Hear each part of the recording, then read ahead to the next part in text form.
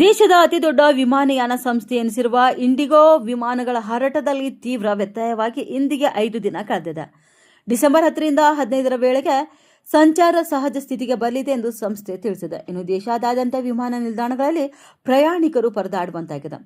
ಮುಂಬೈ ವಿಮಾನ ನಿಲ್ದಾಣದಲ್ಲಿ ತಾಳ್ಮೆ ಕಳೆದುಕೊಂಡ ವಿದೇಶಿ ಮಹಿಳೆಯೊಬ್ಬರು ಕ್ಯಾಬಿನ್ ಮೇಲೆ ಹತ್ತಿ ಸಿಬ್ಬಂದಿಗಳ ಜೊತೆ ರಂಪಾಟ ಕೂಡ ನಡೆಸಿದ್ದಾರೆ. ಈ ವಿಡಿಯೋ ಸಾಮಾಜಿಕ ಜಾಲತಾಣದಲ್ಲಿ ಸದ್ಯ ವೈರಲ್ ಆಗಿದೆ. ವರದಿಯ ಸಮಯದಲ್ಲಿ ನೇರ ಪ್ರಸಾರದಲ್ಲಿ ಸೆರೆ ಹಿಡಿಯಲಾದ ಈ ವಿಡಿಯೋದಲ್ಲಿ ಮಹಿಳೆ ಸಿಟ್ಟಿನಿಂದ ಇಂಡಿಗೋ ಕೌಂಟರ್ನ ಕಿಟಕಿಯನ್ನು ಹಿಡಿದು ಬರಿಗಾಲಿನಲ್ಲಿ ಕೌಂಟರ್ಗೆ ಹಾರ್ತಿರುವುದನ್ನು ನೀವು ಕಾಣಬಹುದು.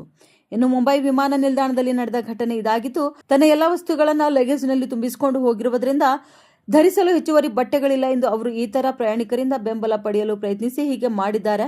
ಇನ್ನು ಮೂಲಭೂತ ಸೌಕರ್ಯಗಳಿಲ್ಲದೆ ಸಿಲುಕಿಕೊಂಡಿದ್ದಕ್ಕೆ ಕೋಪಗೊಂಡ ಮಹಿಳೆ ಆಹಾರಕ್ಕೂ ಕೂಡ ಬೇಡಿಕೆ ಇಟ್ಟಿದ್ದಾರೆ.